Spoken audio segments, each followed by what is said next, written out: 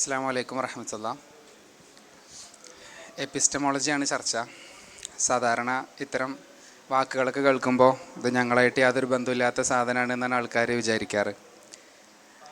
അപ്പോൾ ഇനി ഇത് നാളെ കേൾക്കാനും പോകുന്ന ആളുകൾക്ക് വേണ്ടി ഇതെന്താണ് സാധനം എന്നൊരു ലളിതമായി പറയാൻ കഴിഞ്ഞാൽ തന്നെ ഈ സെഷൻ വിജയിച്ചു.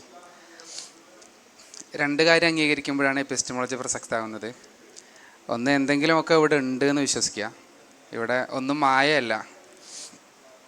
ചില ആൾക്കാർ അങ്ങനെ ഉണ്ട്, നമ്മളൊന്നും ഇവിടെ ഇല്ല, ഈ മൈക്ക് ഇവിടെ ഇല്ല, ഈ ക്യാമറ ഇവിടെ ഇല്ല, നമ്മളൊക്കെ ഒരു ശാസ്ത്രജ്ഞൻ്റെ ലാബിൻ്റെ ഉള്ളിലെ പാത്രത്തിൻ്റെ ഉള്ളിൽ വീണ് കിടക്കുന്ന ഒരു ബ്രെയിൻ മാത്രമാണ്.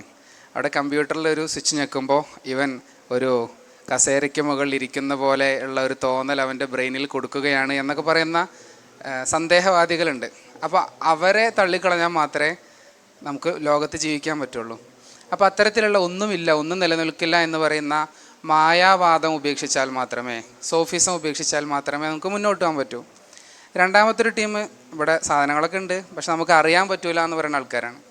ഒക്കെ ഉണ്ട് പക്ഷെ നമുക്ക് അറിയാൻ പറ്റൂല. നമുക്ക് അറിയാനും പറ്റും എന്നാണ് ഭൂരിപക്ഷം മനുഷ്യരും വിശ്വസിക്കേണ്ടത്. അപ്പോൾ ഈ രണ്ട് കാര്യങ്ങൾ അംഗീകരിക്കുന്ന ആളുകൾക്ക് മുമ്പിൽ ഒന്ന്, എന്തൊക്കെയോ ഇവിടെ ഉണ്ട്. രണ്ട്, ആ ഉള്ളതിൻ്റെ ഉണ്മയെ, യാഥാർത്ഥ്യത്തെ നമുക്ക് അറിയാനും സാധിക്കും. ഈ രണ്ടെണ്ണം വിശ്വസിക്കുമ്പോഴാണ് ഇനി എങ്ങനെയാണ് അറിയാമെന്നുള്ളൊരു ചോദ്യം വരിക. അതിൻ്റെ ഉത്തരമാണ് എപ്പിസ്റ്റമോളജി. വാക്ക് ഇംഗ്ലീഷ് ആയതുകൊണ്ട് പേടിക്കേണ്ട ആവശ്യമൊന്നുമില്ലല്ലോ. അപ്പോൾ പിന്നെ എല്ലാവരും അംഗീകരിക്കുന്ന വഴികൾ വേണം ഒരു കാര്യം അറിയാൻ വേണ്ടി. 3 വഴികളാണ്, നമുക്കെല്ലാവർക്കും അറിയുന്നതുമാണ്. ഒന്ന് പഞ്ചേന്ദ്രിയമാണ്. കണ്ണുകൊണ്ട് കണ്ടാൽ പിന്നെ അവിശ്വസിക്കേണ്ടതില്ല, കാഴ്ചയ്ക്ക് പ്രശ്നമില്ലെങ്കിൽ. കാതുകൊണ്ട് കേട്ടാൽ അവിശ്വസിക്കേണ്ടതില്ല, കേൾവിക്ക് പ്രശ്നമില്ലെങ്കിൽ. മറ്റു പഞ്ചേന്ദ്രിയങ്ങളിൽപ്പെട്ട 3 എണ്ണവും അതുപോലെ തന്നെ. അതിനൊന്നും ആരും നിഷേധിക്കൂല. പ്രശ്നമുള്ളത് ബുദ്ധിനെ വിശ്വസിക്കാൻ പറ്റുമോ എന്നുള്ളതാണ്. രണ്ടാമത്തേത് ബുദ്ധിയാണ്, അക്കലാണ്. അക്കലിനെ ഇനി മുതൽ നമുക്ക് ബുദ്ധി എന്ന് പറഞ്ഞ് ശീലിക്കാം. യുക്തി എന്ന പദം ഒഴിവാക്കാം. അത് ആരൊക്കെയോ ഉപയോഗിച്ചിട്ട് അതിൻ്റെ സൗന്ദര്യം നഷ്ടപ്പെട്ടു. അപ്പോൾ ബുദ്ധി അറിവിൻ്റെ മാർഗമാണോ? അതാണ് അടുത്ത ചോദ്യം. ബുദ്ധി കൊണ്ട് മാത്രം കാര്യങ്ങൾ അറിയാൻ പറ്റുമോ? ബുദ്ധി കൊണ്ട് മാത്രമൊക്കെ അറിയാൻ പറ്റും. ഇപ്പോൾ നമ്മൾ എപ്പോഴും പറയും വട്ടത്തിൽ ത്രികോണം ഉണ്ടാകുമോ? വട്ടത്തിൽ ത്രികോണം ഉണ്ടാവില്ല എന്നുള്ളത് നമ്മൾ വട്ടവും ത്രികോണമൊക്കെ വരച്ചിട്ട് കൂട്ടി നോക്കിയിട്ടല്ലല്ലോ കണ്ടുപിടിക്കുന്നത്. അത് ബുദ്ധി കൊണ്ട് കണ്ടെത്തുകയാണ്. അപ്പോൾ ബുദ്ധി കൊണ്ട് നമുക്ക് കാര്യങ്ങൾ അറിയാൻ പറ്റും. അപ്പോൾ രണ്ടാമത്തേത് ബുദ്ധിയാണ്. ബുദ്ധി കൊണ്ടും ചില കാര്യങ്ങൾ അറിയാൻ സാധിക്കും.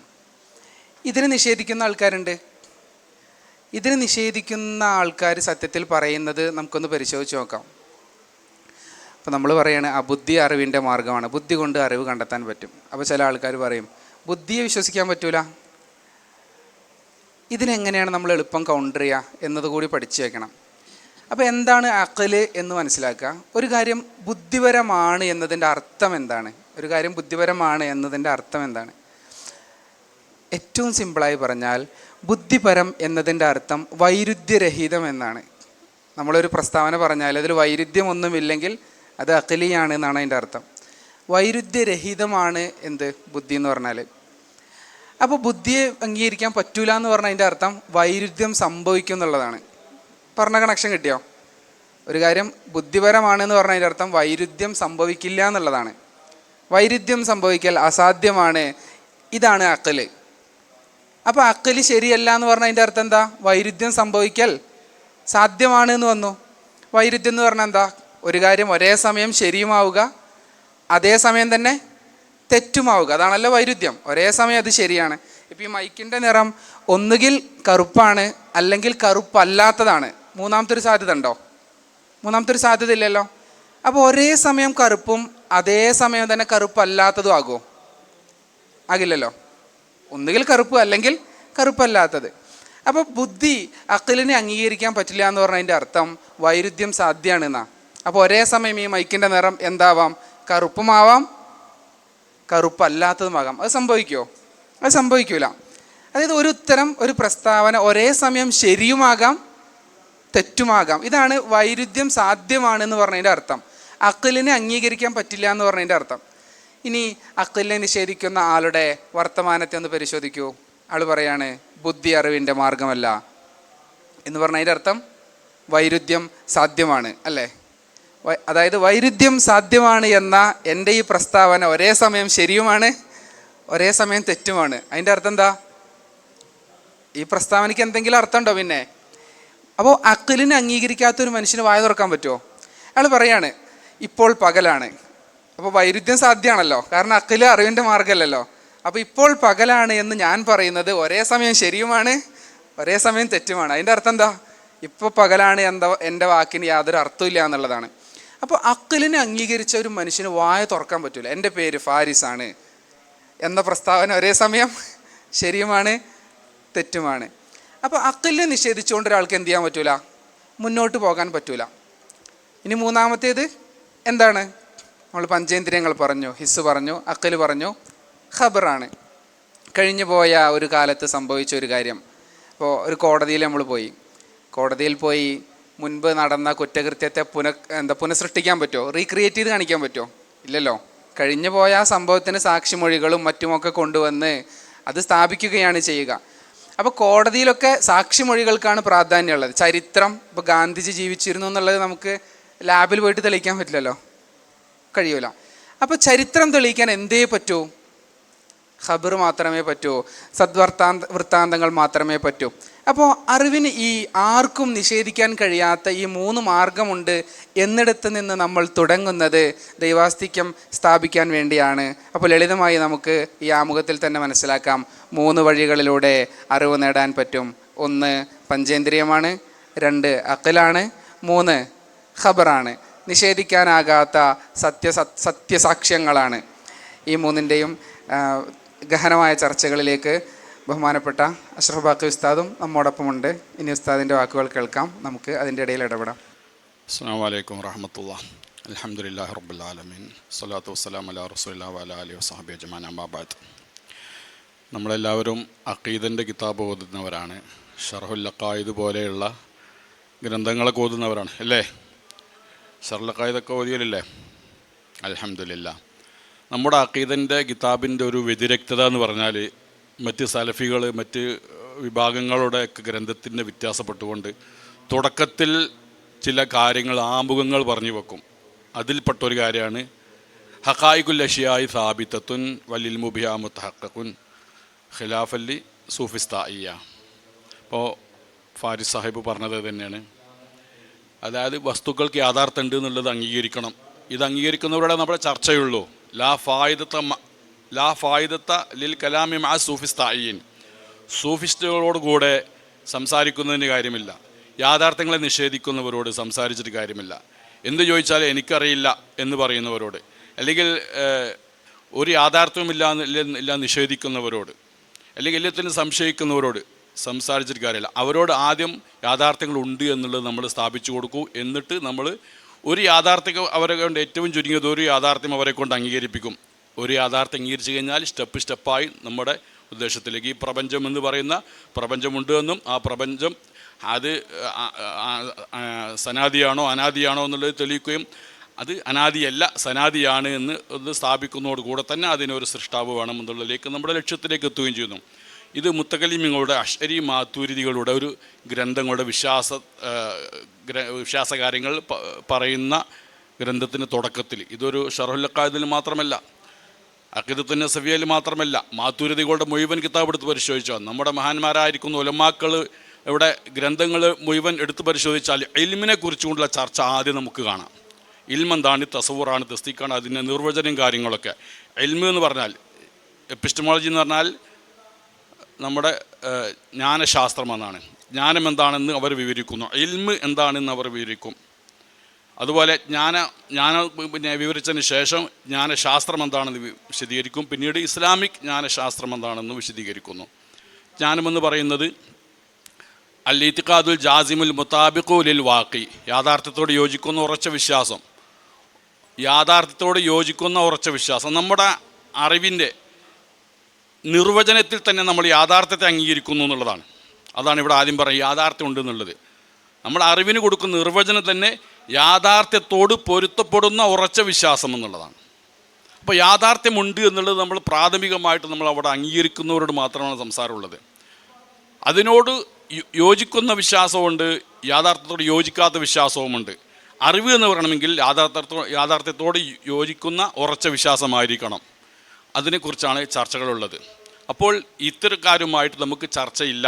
അവരെ ഒന്നുകിൽ ഇതിൻ്റെ ആശയങ്ങൾ പഠിപ്പിച്ചു കൊടുക്കുക, അല്ലെങ്കിൽ അവരെ അവരൊരു നിലയ്ക്കും വഴങ്ങാത്തവരാണെങ്കിൽ അവരെ പാട്ടിന് വിടുക. ഇതാണ് ഇസ്ലാമിക പണ്ഡിതന്മാരുടെ നിലപാട്. അപ്പോൾ ഇത് ജോൺ ലോക്കാണ് ആദ്യമായിട്ട് സിസ്റ്റമാറ്റിക്കലായിട്ട് വ്യവസ്ഥാപിതമായ രീതിയിൽ ഇതിനൊരു ഗ്രന്ഥം രചിച്ചത്. പക്ഷേ അതിനു മുമ്പ് നമ്മുടെ ഇസ്ലാമിക പണ്ഡിതന്മാർ, ഇൽമുൽ കലാമിൻ്റെ ഉലമാക്കൾ നൂറ്റാണ്ടുകൾക്ക് മുമ്പ് തന്നെ പ്രത്യേകിച്ചൊരു കിതാബ് ഉണ്ടാക്കിയിട്ടില്ലെങ്കിലും അഖീദൻ്റെ കിതാബുകളിൽ അല്ലെങ്കിൽ മന്തിക്കിൻ്റെ കിതാബുകളിൽ തുടക്കത്തിലൊക്കെ തന്നെ ഈ വിഷയം ജ്ഞാനവുമായി ബന്ധപ്പെട്ടതായിരിക്കുന്ന ഒരുപാട് ചർച്ച നമുക്ക് അതിൻ്റെ പ്രാധാന്യത്താണ് അത് കുറിക്കുന്നത് എന്നുള്ളതാണ്. നമുക്കൊരു ജ്ഞാനശാസ്ത്രമുണ്ട്. ആ ജ്ഞാനശാസ്ത്രം നമുക്ക് എവിടെയും ഞെളി തീർന്ന് ധൈര്യത്തോടെ നെഞ്ചുന്തി നിന്ന് സംസാരിക്കാൻ പറ്റുന്ന ജ്ഞാനശാസ്ത്രമാണ് നമ്മുടേത്. ഏത് ഐക്യരാഷ്ട്രസഭയിൽ പോയിട്ട് നമുക്ക് സംസാരിക്കാൻ പറ്റും. ഏതെങ്കിലും ഒരു ജ്ഞാന സ്രോതസ്സിനെ അല്ല നമ്മൾ അംഗീകരിക്കുന്നത്, 2 എണ്ണത്തിനല്ല 3 എണ്ണത്തിനെ. മനുഷ്യന് ഇവിടെ ജീവിക്കാൻ ആവശ്യമായ, അവൻ്റെ ഇഹപര ജീവിതത്തിന് ആവശ്യമായ എല്ലാ യാഥാർത്ഥ്യങ്ങളെ അറിയിക്കുന്ന എല്ലാത്തിനെയും നമ്മൾ ഉൾക്കൊണ്ടതായിരിക്കുന്ന ഒരു ജ്ഞാനശാസ്ത്രമാണ് ഇസ്ലാം മുന്നോട്ട് വെക്കുന്നത്. അതിൻ്റെ ഒരു പ്രത്യേകത എന്ന് പറഞ്ഞാൽ, മുമ്പ് കാലത്ത് അരിസ്റ്റോട്ടിലിൻ്റെയും ഗ്രീക്ക് ഫിലോസഫർമാരുടെ കാലഘട്ടത്തിൽ ഒരു ജ്ഞാനശാസ്ത്രം, ഒരു ജ്ഞാനമാർഗം മാത്രമാണ് അവർ ഇറങ്ങിയത്. അത് അഖില് മാത്രം. എല്ലാ കാര്യങ്ങളും പ്രപഞ്ചത്തിനെ മൊത്തം മനസ്സിലാക്കുന്നത് ബുദ്ധിപരമായി ചിന്തിച്ച് അഖിലിയായ ചിന്ത കൊണ്ട് മാത്രം, മനനം ചെയ്തുകൊണ്ട് മാത്രം യാഥാർത്ഥ്യങ്ങളെ കണ്ടെത്തുക. മനനത്തിലൂടെ മാത്രമേ യാഥാർത്ഥ്യങ്ങളെ ഹക്കായിക്കിനെ കണ്ടെത്തുകയുള്ളൂ. നമ്മുടെ പരീക്ഷണ നിരീക്ഷണങ്ങൾക്ക് അവർക്കിടയിൽ സ്ഥാനമില്ല. പരീക്ഷണ നിരീക്ഷണത്തിന് വലിയൊരു പ്രാധാന്യം കൊടുത്തിരുന്നില്ല. ഒരാൾക്ക് ബുദ്ധിപരമായിട്ട് ചിന്തിച്ച് മനസ്സിലാക്കാൻ പറ്റുന്നില്ലെങ്കിൽ അവർക്ക് എന്തെങ്കിലും ഒരു പ്രശ്നമുണ്ട് എന്നുള്ളതാണ്. കാരണം ഇതൊരു സാധാരണഗതിയിൽ കുട്ടികൾക്കൊക്കെ ചിത്രം സഹിതം നമ്മൾ പഠിപ്പിച്ചു കൊടുക്കുക. എന്തുകൊണ്ട്? കുട്ടികൾക്ക് ആ ചിത്രസഹിതം മനസ്സിലാക്കാൻ പറ്റുള്ളൂ. ബുദ്ധി വളർന്നു വരുന്നതേ ഉള്ളൂ. അപ്പോൾ ഒരാൾക്ക് ഹിസ്, പഞ്ചേന്ദ്രിയങ്ങളും കൂടി ആവശ്യമുണ്ട്, ഒരു തസൂറാക്കേണ്ട ആവശ്യമുണ്ട്, ഒന്ന് പരിശോധിക്കേണ്ട ആവശ്യമുണ്ടെന്ന് പറഞ്ഞാൽ അവന് പോരാ, ബുദ്ധി എന്തോ പ്രശ്നമുണ്ട് എന്നുള്ള രീതിയിലാണ് കണ്ടിരുന്നത്. പക്ഷേ ആ ഒരു നിലപാടിൽ 1000, 1500, 2000 വർഷം ലോകം മുന്നോട്ട് പോയപ്പോൾ ഒരു പുരോഗതി ഉണ്ടായില്ല. നമ്മൾ ഇസ്ലാമിക പണ്ഡിതന്മാർ ഗ്രീക്ക് ഫിലോസഫിയെ നല്ല ഭാഗങ്ങളൊക്കെ സ്വീകരിക്കുകയും അല്ലാതെ തള്ളിക്കളയുകയും ചെയ്ത്. പക്ഷെ അവർ ഇത് പറഞ്ഞോ ബുദ്ധി മാത്രമാണെന്ന്? ഇല്ല, ബുദ്ധി മാത്രമല്ല എന്ന് നമുക്കറിയാം. നമ്മുടെ പണ്ഡിതന്മാരൻ ആ കാര്യം പറഞ്ഞിട്ടുണ്ട്. 2 വസ്തുക്കൾ, ഒരു 10 കിലോ ഉള്ള ഒരു ഉദാഹരണം പറയാം. 10 കിലോ ഉള്ളത് 5 കിലോ ഉള്ള 2 വസ്തുക്കൾ ഒരേ സമയത്ത് ഒരേ ദൂരത്ത് നിന്ന് താഴേക്കിട്ടാൽ, മുകളിൽ നിന്ന് താഴേക്കിട്ടാൽ ആദ്യമായിട്ട് താഴെ വീഴുന്നത് നമ്മുടെ കോമൺ സെൻസ് വെച്ചുകൊണ്ട് ഏതായിരിക്കും? 10 കിലോ ഉള്ളതോ 5 കിലോ ഉള്ളതോ ആദ്യം താഴെ വീഴുക? 10 കിലോ ഉള്ളത് അല്ലേ? സാധാരണ കോമൺ സെൻസ് വെച്ചുകൊണ്ട് എന്താണ്? 10 കിലോ ഉള്ളതാണ്. പക്ഷേ അത് വായുവിൻ്റെ മർദ്ദമില്ലാതിരിക്കുമ്പോൾ, വായു ഉണ്ടെങ്കിൽ അതിനേക്കാൾ വീണ്ടും കുറയും. എന്നാൽ ഇത് യഥാർത്ഥമല്ല. അത് വായുവിൻ്റെ 10 കിലോ ഉള്ള സാധനവും 5 കിലോ സാധനവും ഒരേ സമയത്താണ് താഴെ വീഴുന്നത് എന്നുള്ളത് നമുക്ക് പരിശോധിച്ചാൽ മാത്രമേ എന്ത് ചെയ്യാമുള്ളൂ, മനസ്സിലാക്കാൻ സാധിക്കുള്ളൂ. കോമൺ സെൻസ് വെച്ചുകൊണ്ട് നമുക്കത് രണ്ടും വ്യത്യാസപ്പെട്ട, ആദ്യം 10 കിലോ ഉള്ള വീഴുന്നു, പിന്നീട് 5 കിലോ ഉള്ള വീഴുന്നു എന്നുള്ളതാണ് മനസ്സിലാക്കുക. അപ്പോൾ ഇതൊക്കെ മുൻ കണ്ടറിഞ്ഞ നമ്മുടെ ഇസ്ലാമിക പണ്ഡിതന്മാർ പറഞ്ഞു, അക്കല് മാത്രമല്ല, അക്കലിലൂടെ ചില കാര്യങ്ങൾ കണ്ടെത്താൻ സാധിക്കും. എല്ലാ കാര്യങ്ങളും നിങ്ങൾ അക്കൽ കൊണ്ട് തീരുമാനിക്കണം എന്ന് പറഞ്ഞാൽ നടക്കില്ല എന്ന് അവരുടെ എപ്പിസ്റ്റമോളജി തള്ളിക്കളഞ്ഞു. അക്കലിൻ്റെതായിരിക്കുന്ന മേഖലയിൽ അക്കല് സ്വീകാര്യമാണ്. എന്നാൽ ഹിസ്സും തെജ്രിബത്തും നമുക്ക് ആവശ്യമുണ്ട്. അതങ്ങനെ തന്നെ നമുക്ക് സ്വീകാര്യോഗ്യമാണ് എന്ന് പരിശുദ്ധ ഖുർആനിൽ ഒരുപാട് ആയത്തുകളുണ്ട്. ഇന്ന സമഅ വൽ ബസറ വൽ ഫുആദ കുല്ലു ഉലൈക കാന അൻഹു മസ്ഊല. സമഅ ബസർ എന്ന് പറഞ്ഞാൽ എന്തിന്? പഞ്ചേന്ദ്രിയങ്ങളെക്കുറിച്ച് ഷോർട്ടായി പറഞ്ഞതാണ്.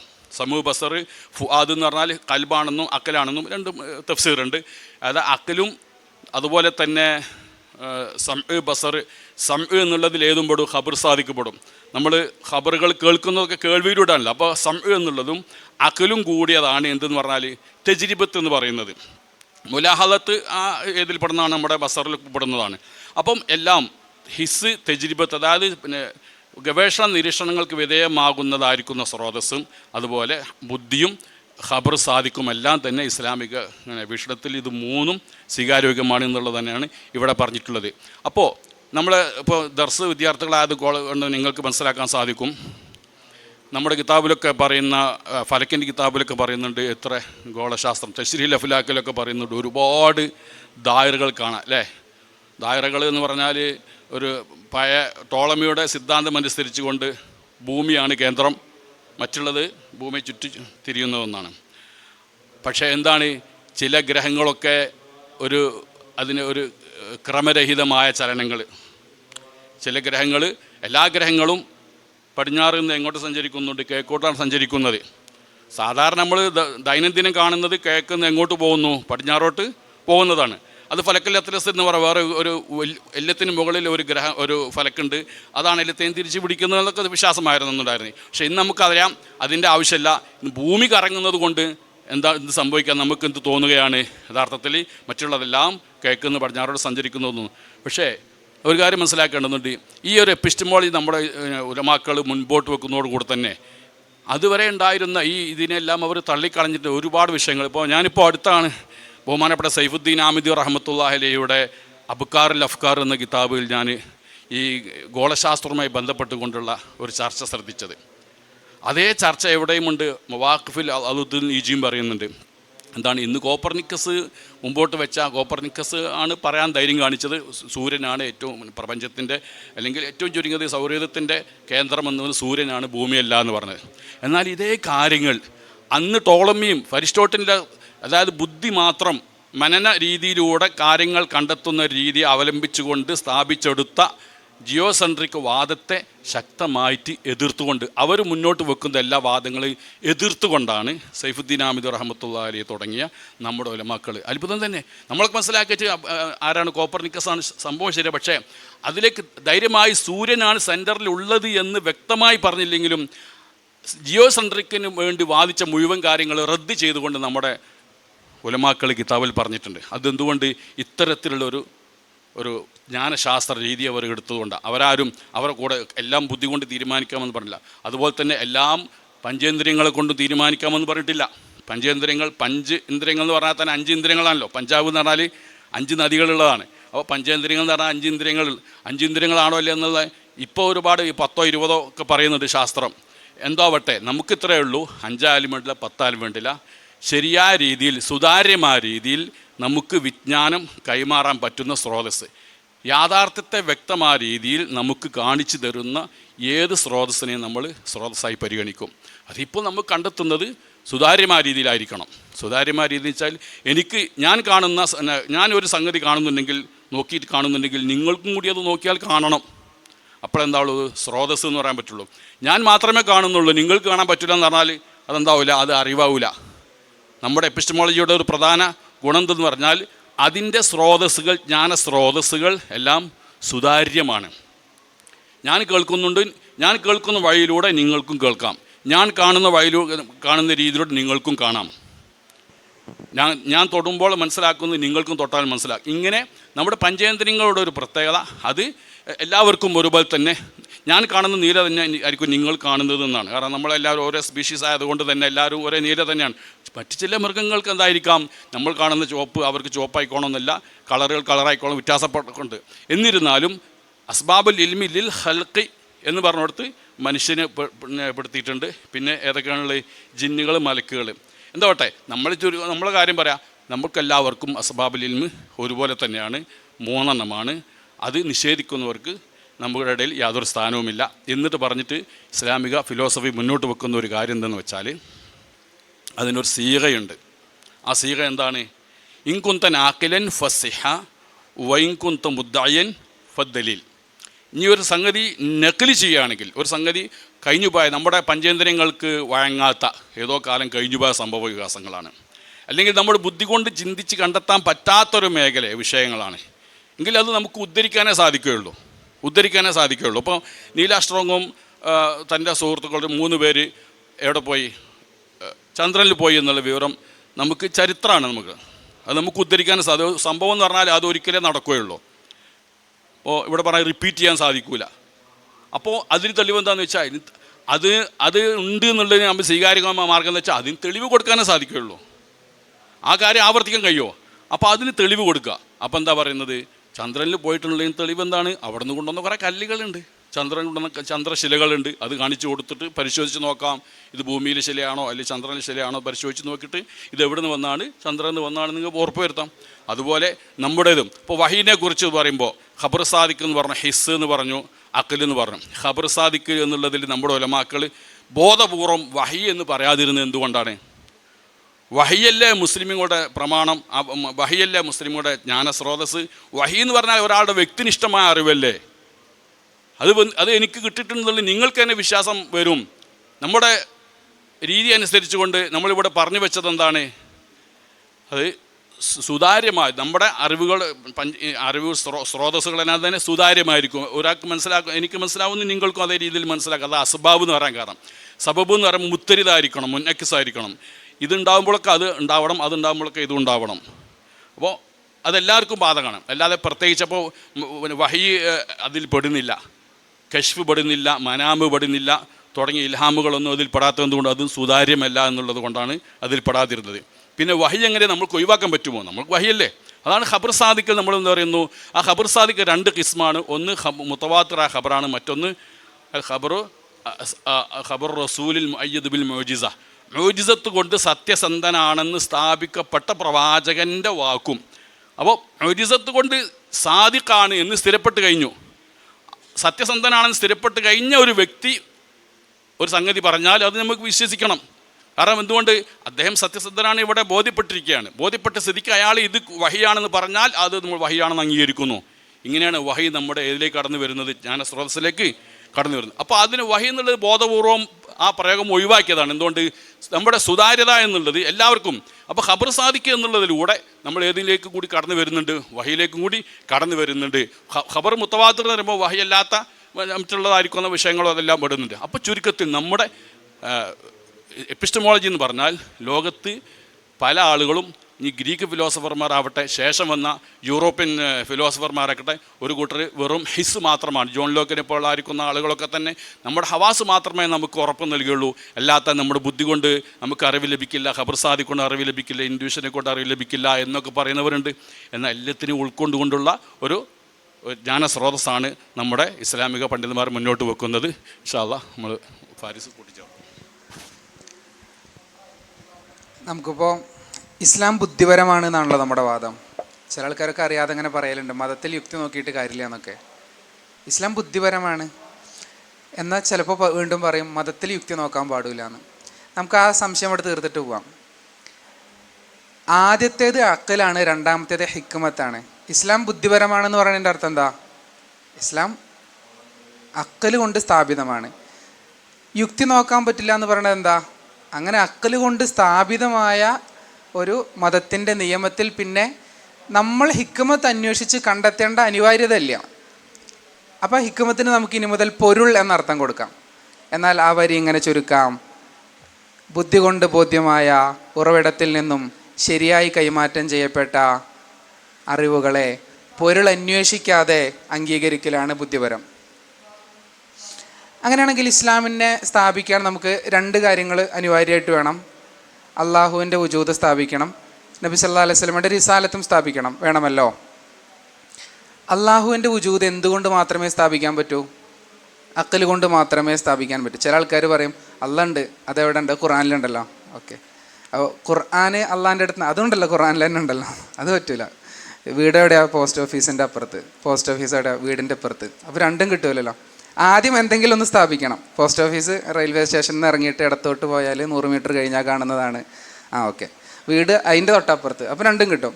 അപ്പോൾ അള്ളാഹ് ഉണ്ട് എന്ന് എങ്ങനെ തെളിയിക്കാൻ പറ്റുമോ? അക്കൽ കൊണ്ട് മാത്രമേ തെളിയിക്കാൻ പറ്റൂ. അപ്പോൾ നമുക്ക് അക്കൽ അള്ളാഹു ഉണ്ട് എന്ന് തെളിയിക്കാൻ അനിവാര്യമാണ്. പ്രപഞ്ചത്തിൽ മാറ്റമുണ്ടെങ്കിൽ തുടക്കമുണ്ട്, തുടക്കമുണ്ടെങ്കിൽ തുടക്കക്കാരൻ വേണം, ആ തുടക്കക്കാരൻ പ്രപഞ്ചേതരനാകണം. അക്കലിയായിട്ട് അള്ളാഹ് ഉണ്ട് എന്ന് ബോധ്യമാവും. അപ്പോൾ നമുക്ക് അള്ളാഹുവിൻ്റെ ഉണ്മയെ സ്ഥാപിക്കാൻ അക്കലിൻ്റെ അനിഷേധ്യത ഇവിടെ സ്ഥിരപ്പെടുത്തണം. അതിനുവേണ്ടിയാണ് നമ്മളിതൊക്കെ പറയുന്നത്. അക്കലിനെ നിഷേധിച്ചാൽ എന്ത് സംഭവിക്കും എന്നുള്ളത് നേരത്തെ നമ്മൾ ചർച്ച ചെയ്തു. എന്നാൽ റിസാലത്തും സ്ഥാപിക്കണമല്ലോ. മുഹമ്മദ് നബി സ്വല്ലല്ലാഹു അലൈഹി വസല്ലം അള്ളാഹിൻ്റെ റസൂലാണെന്ന്. റിസാലത്തിന് അക്കലിയായ തെളിവുണ്ട്. നേരത്തെ ഉസ്താദ് ഇവിടെ ശറഉൽ അഖായിദിലെ അഖായിദിൻ്റെ മത്തിന് പറഞ്ഞപ്പോൾ പറഞ്ഞില്ലേ, മുഅ്ജിസത്ത് കൊണ്ട് മുഅയ്യദായ റസൂൽ പറഞ്ഞു. അപ്പം മുഅ്ജിസത്ത് സത്യത്തിൽ എന്തിൻ്റെ തെളിവാണ്? റിസാലത്തിൻ്റെ അക്കലിയായ തെളിവാണ്. അതെങ്ങനെ വരികയെന്ന് ചെറിയൊരു സംശയം വന്നൂലേ? അത് മുഅ്ജിസത്ത് എന്ന് പറഞ്ഞാൽ എന്താ? പ്രപഞ്ചത്തിലെ സാധാരണ നടക്കുന്ന ഒരു രീതിക്ക് മാറ്റം സംഭവിക്കുക, അതാണല്ലോ മുഅ്ജിസത്ത്. ബിൽഡിങ്ങിൻ്റെ മുകളിൽ നിന്ന് ചാടി എവിടെ എത്തണം? താഴെ വീഴണം. പക്ഷെ താഴെ വീഴുന്നില്ല, മുകളിലേക്ക് പോവുകയാണ്. എന്നാൽ വേറെ സബബുകളൊന്നുമില്ല. പാരച്യൂട്ട് വെച്ചാൽ മുകളിലേക്ക് പോകും. ഒന്നുമില്ലാതെ മുകളിലേക്ക് പോകാമെന്ന് പറഞ്ഞതിൻ്റെ അർത്ഥം പ്രപഞ്ചത്തിൻ്റെ സാധാരണ നിയമം ലംഘിക്കപ്പെട്ടു എന്നാ. പ്രപഞ്ചത്തിൻ്റെ നിയമം ലംഘിക്കാൻ ആർക്ക് മാത്രമേ പറ്റൂ? ആരാണോ പ്രപഞ്ചത്തിൻ്റെ നിയമം സെറ്റ് ചെയ്തത് ആൾക്ക് മാത്രമേ പറ്റൂ. അതാരാണ്? അള്ളാഹുവാണ്. അപ്പോൾ അള്ളാഹു എന്തിനു വേണ്ടി ഇടപെടൂ? പ്രവാചകൻ്റെ ദൂതൻ്റെ റിസാലത്ത് ബോധ്യപ്പെടുത്താൻ വേണ്ടി. അപ്പോൾ മുഅ്ജിസത്ത് പ്രവാചകത്വത്തിൻ്റെ എന്താ പറയുക, അഖ്ലിയായ തെളിവാണ്, ബുദ്ധിപരമായ തെളിവാണ്. യുക്തി എന്നുള്ള വാക്ക് നമ്മൾ മാറ്റി വയ്ക്കാം. അപ്പോൾ കുറേ സംശയമൊക്കെ വരും. അപ്പോൾ സിഹിറിൻ്റെ ഭാഗമായിട്ട് അങ്ങനെ സംഭവിച്ചപ്പോൾ എന്താ കാട്ടുകയെന്നൊക്കെ ചോദിക്കും. അല്ല, സിഹിറിൻ്റെ ഭാഗമായിട്ട് നമുക്ക് സിഹിറും അത് സബബാണല്ലോ. ആ വഴിയിലൂടെ വേറൊരാൾക്കത് ചെയ്യാൻ പറ്റുമല്ലോ. ആ സിഹിർ പഠിച്ച വേറൊരാൾക്ക് ചെയ്യാൻ പറ്റും. പക്ഷെ മുഅ്ജിസത്ത് അങ്ങനെ ആർജിച്ചെടുക്കാൻ പറ്റുമോ? ആർജിച്ചെടുക്കാൻ പറ്റൂല. മുഅ്ജിസത്തിൻ്റെ ഭാഗമായി സംഭവിക്കുന്നതൊക്കെ കറാമത്തിൻ്റെ ഭാഗമായിട്ട് സംഭവിക്കും. പക്ഷെ കറാമത്ത് വലിയിൽ നിന്നേ വരും. വലിയ റിസാലത്ത് അവകാശപ്പെടുമോ? ഇല്ല. അപ്പോൾ പ്രവാചകത്വം വാദിക്കുന്ന വ്യക്തിയിൽ നിന്നും അസാധാരണമായൊരു സംഭവം ഉണ്ടാകുക എന്നത് അഖ്ലിയായ ദലീലാണ്. എന്തിന്? റിസാലത്തിന്. എന്നാൽ റിസാലത്തിന് അഖ്ലിയായ ദലീൽ മാത്രം പോരല്ലോ. മുഹമ്മദ് നബി സല്ലല്ലാഹു അലൈഹി വസല്ലം ജീവിച്ചിരുന്നു എന്നതിന്, ഈ പറഞ്ഞ മുഅ്ജിസത്തുകളൊക്കെ സംഭവിച്ചു എന്നതിന് തെളിവ് വേണ്ടേ? അത് അഖ്ലിയായിട്ട് തെളിയിക്കാൻ പറ്റുമോ? ഇല്ല. അപ്പോൾ നമുക്ക് ഖബറും തീർച്ചയായിട്ടും സ്ഥാപിക്കണം. സത്യവൃത്താന്തത്തിൻ്റെ അനിഷേധതയും നമുക്ക് സ്ഥിരപ്പെടുത്തണം. അപ്പോൾ ചില ആൾക്കാർ ഇങ്ങനെ പറയും, ഖബറിനെ നമുക്ക് അംഗീകരിക്കാൻ പറ്റൂല എന്ന് പറയും. അപ്പോൾ അവർ ബോധ്യപ്പെടുത്തണമല്ലോ. അവരുടെ അടുത്ത് ചോദിക്കാം, അല്ലെങ്കിലും മനുഷ്യൻ അവൻ്റെ ജീവിതത്തിൽ നേടുന്ന 99% അറിവും എങ്ങനെയാണ്? ടെസ്റ്റിമോണിയൽ എവിഡൻസ് ആണ് അല്ലേ? ഇപ്പോൾ നമ്മൾ പ്രസവിച്ചത് നമ്മുടെ ഉമ്മയാണെന്നുള്ളതിൻ്റെ തെളിവ് എന്താണെന്ന് ചോദിച്ച ആൾക്കാർ എന്താ പറയുക? ഒരാളെ സംബന്ധിച്ചിടത്തോളം ഏറ്റവും അടിസ്ഥാനപരമായ അറിവല്ലേ പ്രസവിച്ചത് ഉമ്മയാണെന്നുള്ളതിൻ്റെ തെളിവ്. അപ്പോൾ ഞാൻ കുട്ടികളോട് ചോദിക്കാറുണ്ട്. അപ്പോൾ കുട്ടികൾ ഫസ്റ്റ് പറയും ഉമ്മ പറഞ്ഞു എന്ന് പറയും. ഉമ്മ പറഞ്ഞത് സാക്ഷിമൊഴിയല്ല. ഒന്നുകിൽ ഉമ്മാക്ക് ബോധമില്ല, അല്ലെങ്കിൽ അള്ളാഹു നമ്മുടെ ഉമ്മാർക്കൊക്കെ ആഫിയത്തുള്ളത് കാഴ്ച തരട്ടെ. ബോധമില്ലാത്ത ആൾ പറഞ്ഞ സാക്ഷിയായിട്ട് പരിഗണിക്കില്ലല്ലോ. അല്ലെങ്കിൽ പ്രസവിക്കുന്ന സമയത്ത് കുട്ടിയെ ആര് കണ്ടിട്ടില്ല? ഉമ്മ കണ്ടിട്ടില്ല. അപ്പോൾ കുട്ടികൾ പറയും വാപ്പ പറഞ്ഞു എന്ന് പറയും. അയാൾ ലേബർ റൂമിൻ്റെ പുറത്താണല്ലോ, ടെൻഷൻ അടിച്ച് കിടക്കാണ്, ബില്ലടയ്ക്കാൻ പൈസ ഇല്ലാതെ. അപ്പോൾ ആൾ പറഞ്ഞതിനെയും എന്തായിട്ട് എടുക്കാൻ പറ്റില്ല? തെളിവായിട്ട് എടുക്കാൻ പറ്റില്ല. അപ്പം നമ്മളെ പ്രസവിച്ചത് നമ്മുടെ ഉമ്മയാണെന്നുള്ളതിന് എന്തില്ല? തെളിവില്ല എന്ന് തോന്നല്ലോ. പക്ഷെ ഒരാൾ കണ്ടിട്ടുണ്ട്. ആരാ കണ്ടത്? നഴ്സ് കണ്ടു. ആർക്കെങ്കിലും നഴ്സിൻ്റെ പേരറിയോ? നമുക്ക് ആ നഴ്സിൻ്റെ പേര് പോലും അറിയില്ല. സത്യത്തിൽ ചിലർ DNA ടെസ്റ്റ് എന്നൊക്കെ പറയും. DNA ടെസ്റ്റ് നടത്തണമെങ്കിൽ ടെസ്റ്റ് ചെയ്ത ലാബ് ടെക്നീഷ്യന് സാമ്പിൾ മാറിപ്പോയിട്ടില്ല, വിശ്വാസ നമ്പർ 1. ടെസ്റ്റ് ചെയ്ത മെഷീൻ കംപ്ലൈൻ്റ് ഒന്നുമില്ല, വിശ്വാസ നമ്പർ 2. ഇതൊന്നും നമ്മൾ പരിശോധിച്ച് നോക്കണില്ലല്ലോ. അപ്പോൾ സത്യത്തിൽ തെളിവ് നഴ്സ് കണ്ടു, എന്നിട്ട് പൊക്കിൾ കൂടിയൊക്കെ കട്ട് ചെയ്തിട്ട് ഉമ്മാക്ക് കാണിച്ചു കൊടുത്തു, ഇതാണ് കുട്ടി. പിന്നെ വാപ്പാക്ക് കാണിച്ചു കൊടുത്തു, ഇതാണ് കുട്ടി. വാപ്പ പിന്നെ എളാപ്പാക്ക് കൊടുത്തു, എളാപ്പ മൂത്താപ്പാക്ക് കൊടുത്തു, പിന്നെ മാറിപ്പോയിട്ടില്ല. പക്ഷേ പ്രസവിച്ചതിൻ്റെയും ഇതാണ് കുട്ടിയെന്ന് കാണിച്ചു കൊടുക്കുന്നതിൻ്റെയും ഇടയിൽ ആർക്ക് മാറ്റാനുള്ള അവസരമുണ്ട്? നഴ്സിന് മാറ്റാനുള്ള അവസരമുണ്ട്. അപ്പോൾ ചുരുക്കത്തിൽ എന്നെ പ്രസവിച്ചത് എൻ്റെ ഉമ്മയാണെന്നുള്ളതിൻ്റെ ഏക തെളിവെന്താ അറിയോ? പ്രസവം എടുത്ത നഴ്സ് സത്യസന്ധയാണെന്നുള്ളതാണ്. പക്ഷെ നമുക്ക് ആ നഴ്സിൻ്റെ പേര് പോലും അറിയില്ല അല്ലേ? അവിടെയാണ് മുഹമ്മദ് നബി സല്ലല്ലാഹു അലൈഹി വസല്ലം ജീവിച്ചിരുന്നു എന്നുള്ളതിന്, ഇങ്ങനെയൊക്കെ പറഞ്ഞു ചെയ്തു അനുവദിച്ചു എന്നുള്ളതിന് കൃത്യമായ ചരിത്ര രേഖ ഉണ്ട്. അത് പറഞ്ഞ വ്യക്തികളുടെ ചരിത്രവും ലിഖിതമാണ്. അപ്പോൾ ഖബറിനെ നിഷേധിച്ചുകൊണ്ട് മുന്നോട്ട് പോകാൻ പറ്റൂല എന്ന് ആളുകളെ ബോധ്യപ്പെടുത്തണം. ഖബർ സ്വാദിക്കാവണമെങ്കിൽ 2 വഴികളുണ്ട്. ഒന്നുകിൽ കളവിൻ്റെ മേൽ ഏകീകരിക്കാൻ പറ്റാത്തത്ര വിധം ആളുകൾ. ഇപ്പോൾ നമ്മളിവിടെ ഇരിക്കുമ്പോൾ ഒരു ആക്സിഡൻറ്റ് സംഭവിച്ചു എന്ന് പറഞ്ഞിട്ട് ഒരാൾ വന്ന് പറഞ്ഞു, അവിടെ 10 മീറ്റർ അപ്പുറത്തൊരു ആക്സിഡൻറ്റ് സംഭവിച്ചു. വേറെ വഴി കൂടെ വേറൊരാളും വന്നിട്ട് പറഞ്ഞു. ഇവരാണെങ്കിൽ ഒരിക്കലും പരസ്പരം കണ്ടിട്ടുമില്ല. അങ്ങനെ 5-6 ആളുകളൊക്കെ വന്ന് പറഞ്ഞാൽ പിന്നെ ഇവർ പരസ്പരം ഒന്ന് ചേർന്ന് നുണ പറഞ്ഞു എന്ന് വിശ്വസിക്കാൻ യാതൊരു ന്യായമില്ലല്ലോ. അപ്പോൾ അത് വിശ്വസിക്കലാണല്ലോ ബുദ്ധി. അതെ. അപ്പോൾ തവാത്തുറായി വന്നാൽ അത് ഖബർ സ്വാദിക്കാവും, അല്ലെങ്കിൽ റസൂല് പറഞ്ഞാലും സ്വാദിക്കാവും. അപ്പോൾ റസൂലാണ് എന്ന് എങ്ങനെ തെളിയിക്കണം? നേരത്തെ പറഞ്ഞ അഖലിയായിട്ട് നമുക്ക് മുഅ്ജിസത്ത് കൊണ്ട് തെളിയിക്കാം, അല്ലെങ്കിൽ ഖുർആൻ അടക്കമുള്ള മറ്റോ തെളിവുകൾ കൊണ്ട് നമുക്ക് റിസാലത്ത് സ്ഥാപിക്കാം. അപ്പോൾ അള്ളാഹു ഉണ്ട് എന്നും മുഹമ്മദ് നബി സല്ലല്ലാഹു അലൈഹി വസല്ലമ അള്ളാഹിൻ്റെ റസൂലാണെന്നും നമ്മൾ അഖൽ കൊണ്ടും തെളിയിച്ചു, ഖബർ കൊണ്ടും തെളിയിച്ചു. അപ്പോൾ അഖലും ഖബറും നമുക്ക് അനിവാര്യമായി നിഷേധിക്കാൻ പറ്റുമോ? നിഷേധിക്കാൻ പറ്റില്ല. ഇനി അള്ളാഹ് ഉണ്ട് എന്ന് തെളിയിക്കണമെങ്കിൽ പ്രപഞ്ചത്തിൽ നിന്നാണല്ലോ അള്ളാഹ് ഉണ്ട് തെളിയിക്കാൻ പറ്റുക. പ്രപഞ്ചത്തെ പഠിക്കണമെങ്കിൽ നമുക്ക് എന്ത് വേണം? ഹിസ്സും വേണം. അപ്പോൾ ഈ 3ഉം ഇസ്ലാമിൻ്റെ സത്യത സ്ഥാപിക്കാൻ നമുക്ക് അനിവാര്യമാണ്. അതുകൊണ്ടാണ് ഇതിൻ്റെ സത്യത നമ്മൾ ആദ്യം സ്ഥിരപ്പെടുത്തുന്നത്. അങ്ങനെ ഇസ്ലാമിൻ്റെ സോഴ്സിനെ നമ്മൾ പ്രൂവ് ചെയ്തു. കാരണം അള്ളാഹു ഉണ്ട്, മുഹമ്മദ് നബി സല്ലല്ലാഹു അലൈഹി വസല്ലം അള്ളാഹിൻ്റെ റസൂലാണ്. അപ്പോൾ ഇസ്ലാമിലെ അതോറിറ്റി നമ്മൾ പ്രൂവ് ചെയ്തു. ഓക്കെ, ഇനി ഈ അള്ളാഹുവിൽ നിന്ന് ഈ റസൂൽ എത്തിച്ചു തന്നതാണ് ഖുർആനും അതിൻ്റെ വിശദീകരണാർത്ഥം സഹിഹായ ഹദീസുകളും അവയിൽ നിന്നും ഇമാമിയങ്ങൾ നിർദ്ധരിച്ച ഇസ്ലാമിക നിയമങ്ങളും. അപ്പോൾ ഒതൻറ്റിക്കുമാണ്. അപ്പോൾ അതോറിറ്റിയും ബോധ്യമായി, ഒതൻറ്റിസിറ്റിയും ബോധ്യമായി, ആധികാരികതയും ബോധ്യമായി, പ്രാമാണികതയും ബോധ്യമായി. എങ്കിൽ പിന്നെ എനിക്ക് ഇഷ്ടമാകട്ടെ ഇഷ്ടമാകാതിരിക്കട്ടെ അംഗീകരിക്കലാണല്ലോ ബുദ്ധി. ഇതുപോലെ മറ്റേ ചങ്ങായി നോട്ട് നിരോധിച്ചല്ലോ. സംഭവം നമുക്കാൾ ഇഷ്ടമല്ല, പക്ഷെ നമ്മൾ എവിടെ പോയി ക്യൂ നിന്നു? ബാങ്കിൽ പോയിട്ട് ക്യൂ നിന്നു. എന്തുകൊണ്ടാണ്? നമുക്കാൾ ഇഷ്ടമല്ലല്ലോ. ഈ രണ്ട് കാര്യമുള്ളതുകൊണ്ട്, ഒന്നാൾ അതോറിറ്റി ഉണ്ട്, ആൾ ഇന്ത്യയുടെ പ്രധാനമന്ത്രിയാണ്, റോട്ടിൽ കൂടെ പോകേണ്ട ഒരാളല്ലല്ലോ. രണ്ട്, നോട്ട് നിരോധിച്ചു എന്നുള്ളത് ഫേക്ക് ന്യൂസ് അല്ല. അതെന്താണ്? അത് ഒതൻറ്റിക്കാണ്. അപ്പോൾ അതോറിറ്റിയും ഒതൻറ്റിസിറ്റിയും ഉണ്ടെങ്കിൽ ഇഷ്ടമാകട്ടെ ഇഷ്ടമാകാതിരിക്കട്ടെ അംഗീകരിക്കലാണ് ബുദ്ധി. അംഗീകരിക്കലാണ് വേണ്ടതെന്നല്ല പറയേണ്ടത്, അംഗീകരിക്കലാണ് ബുദ്ധി. അപ്പോൾ 5 നേരം നിസ്കരിക്കണം എന്നോ ഇസ്ലാമിൽ എന്ത് നിയമം വന്നാലും അത് അംഗീകരിക്കൽ ബുദ്ധിയാണ്, അത് ബുദ്ധിപരമാണ്. കാരണം അതിൻ്റെ ഉറവിടം എന്താണ്? സ്ഥിരപ്പെട്ടതാണ്. അപ്പോൾ പിന്നെ മതത്തിൽ യുക്തി നോക്കിയിട്ട് കാര്യമില്ല എന്ന് പറയണതോ അത് വേറൊരു സാധനമാണ്, അത് ഹിക്മത്താണ്. അതിൻ്റെ പൊരുൾ ചിലപ്പോൾ എനിക്ക് ബോധ്യപ്പെടില്ല. ഇപ്പോൾ സക്കാത്ത്, നോമ്പ്, അതൊക്കെ നമുക്ക് പിന്നെ എന്തെങ്കിലുമൊക്കെ പറയാം. അപ്പോൾ ഹജ്ജ്, ഇത് പൊരുളൊക്കെ എങ്ങനെ ബോധ്യപ്പെടുത്താം? അപ്പോൾ നമുക്ക് ചില പൊരുൾ ബോധ്യപ്പെടുന്നില്ല എന്നതുകൊണ്ട് ഇത് ശരിയല്ലാതാവുന്നില്ല. കാരണം അതെന്താ? സ്ഥിരപ്പെട്ട ഉറവിടങ്ങളിൽ നിന്നും ശരിയായി കൈമാറ്റം ചെയ്യപ്പെട്ട അറിവുകളാണ്. എങ്കിൽ അത് അംഗീകരിക്കൽ ബുദ്ധിപരമാണ്. ചിലതിൻ്റെ പൊരുളുകൾ നമുക്ക് ബോധ്യപ്പെടും. അപ്പോൾ ഞാൻ പറഞ്ഞതുപോലെ ആ വരി നമുക്ക് ആവർത്തിക്കാം. അള്ളാഹു ഉണ്ട് എന്ന് ബോധ്യമായാൽ, മുഹമ്മദ് നബി സല്ലല്ലാഹു അലൈഹി വസല്ലമ അള്ളാഹുവിൻ്റെ റസൂലാണ് എന്ന് ബോധ്യമായാൽ, ഈ അള്ളാഹുവിൽ നിന്നും ഈ റസൂൽ എത്തിച്ചു തന്നതാണ്, അതിൽ നിന്ന് നിർദ്ധരിക്കപ്പെട്ടതുമാണ് ഇസ്ലാമിലെ നിയമങ്ങൾ എന്നും ബോധ്യമായാൽ, പൊരുൾ അന്വേഷിക്കാതെ അംഗീകരിക്കലാണ് ബുദ്ധി. അപ്പം മതം ബുദ്ധിപരമാണെന്ന് കിട്ടി. അപ്പോൾ നമുക്കിനി മുതൽ അഖ്ലിന് ബുദ്ധി എന്ന് പറയാം, ഹിക്മത്തിന് പൊരുൾ എന്ന് പറയാം, യുക്തി എന്ന പ്രയോഗം നമ്മുടെ വ്യവഹാരങ്ങളിൽ നിന്നും ഒഴിവാക്കാം. അത് ഈ സെഷൻ്റെ സന്ദേശമായി പുറത്തു പോവുകയും ചെയ്യട്ടെ ഇൻഷാ അല്ലാ. ഇനി ഇവർക്ക് ഇടപെടാം. നമ്മുടെ ജ്ഞാനസ്രോതസ്സിൻ്റെ ഒരു വ്യതിരക്തത ഞാൻ പറഞ്ഞത് അത് സുതാര്യമായിരിക്കുമെന്നുള്ളത്. നമുക്ക് എവിടെ പോയാലും നമ്മുടെ ഇസ്ലാമിൻ്റെ എപ്പിസ്റ്റമോളജി ഉയർത്തിപ്പിടിച്ചുകൊണ്ട് നമുക്ക് സംസാരിക്കാൻ കഴിയും. എന്തുകൊണ്ട്? നമുക്ക് ഒളിച്ചോടേണ്ട ആവശ്യമില്ല. ശാസ്ത്രത്തിൻ്റെ മേഖലയിൽ ശാസ്ത്രത്തെ ഇസ്ലാം അംഗീകരിക്കുന്നുണ്ട്. എന്നാൽ ശാസ്ത്രത്തെ അംഗീകരിക്കുന്നു എന്ന് കരുതിയിട്ട് ഫിലോസഫിയെ നാം തള്ളിക്കളയുന്നില്ല. ഫിലോസഫിയുടെ മേഖലയിൽ ഫിലോസഫിയെ നാം അംഗീകരിക്കുന്നു, ശാസ്ത്രീയ മേഖലയിൽ ശാസ്ത്രത്തെ നാം അംഗീകരിക്കുന്നു. മറ്റൊരു പ്രത്യേകതയാണ് നമ്മുടെ ജ്ഞാനസ്രോതസ്സുകൾ, അക്കലാവട്ടെ, ഹിസ്സാവട്ടെ, ഖബർ സാദിക്കാവട്ടെ, ഇത് പരസ്പരം ഏറ്റുമുട്ടുന്നില്ല എന്നുള്ള, പരസ്പര പൂരകങ്ങളാണ്. നമ്മുടെ ബുദ്ധി കൊണ്ട് സ്ഥിരപ്പെട്ട ഉറച്ച ഒരു കാര്യം, പേക്കാത്ത ഖത്ഈ ദലാല എന്ന് പറയും. ഖത്ഈ ദലാലത്തായിരിക്കുന്ന, അതായത് ഉറച്ച ഒരു ആശയത്തെ അതിൻ്റെ എതിരിൽ നമ്മുടെ ഖബർ സാദിക്കൽ ഒരു ആയത്തോ ഹദീസോ അതിന് ഗണ്ണിച്ചുകൊണ്ട് എവിടെയും കാണാൻ സാധ്യമല്ല. അത് നമ്മുടെ സ്രോതസ്സിൻ്റെ ഒരു പ്രത്യേകതയാണ്.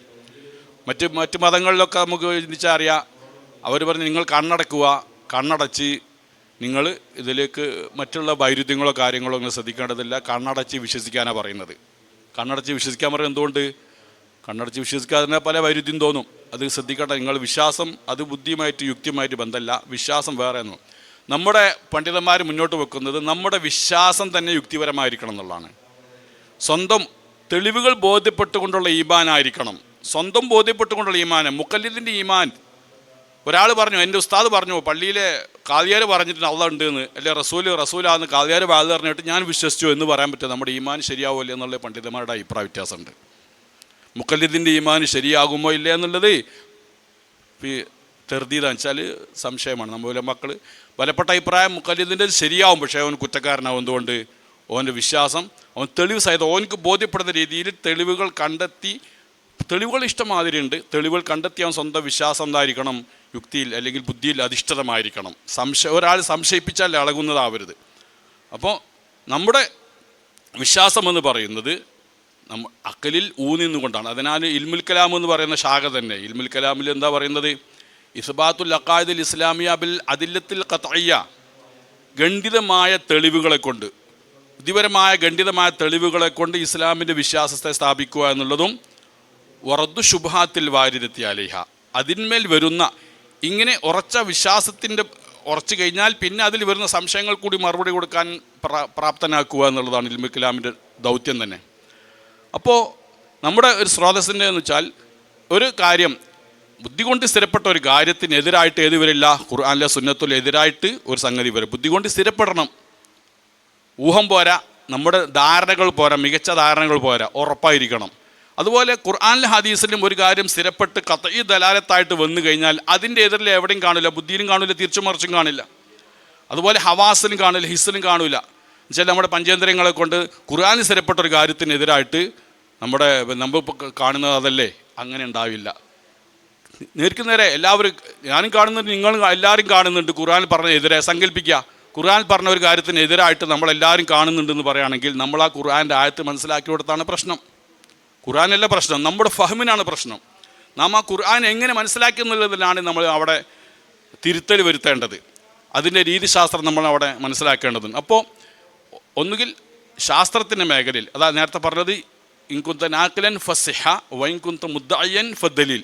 ഇനി ഒരു കാര്യം ഉദ്ധരിക്കുകയാണെങ്കിൽ, കഴിഞ്ഞ കാലഘട്ടത്തിലെ കാര്യം ഉദ്ധരിക്കുകയാണെങ്കിൽ ആ ഉദ്ധരിക്കപ്പെടുന്ന വ്യക്തിയിൽ നിന്ന് ഈ ഉദ്ധരിക്കുന്ന ആൾ അത് സത്യസന്ധമാണെന്ന് ഉറപ്പുവരുത്താവുന്ന രീതിയിലുള്ള തെളിവുകൾ അവിടെ കൊണ്ടുവരേണ്ടതുണ്ട്. ശരിയായ സഹിഹായിരിക്കുന്ന സനത് അവിടെ കൊണ്ടുവരേണ്ടതുണ്ട്. നമ്മുടെ ഇസ്ലാമിക ലൈബ്രറികളെടുത്ത് പരിശോധിച്ചാൽ നിങ്ങൾക്ക് കാണാം, വേറെ ഏതെങ്കിലും വേറെ മതക്കാരുടെ ലൈബ്രറി പരിശോധിച്ചാൽ ഇങ്ങനെ ഇൽമുൽ റിജാലി എന്ന് പറയുന്ന ഒരു ഫന്ന് കാണാൻ കഴിയില്ല.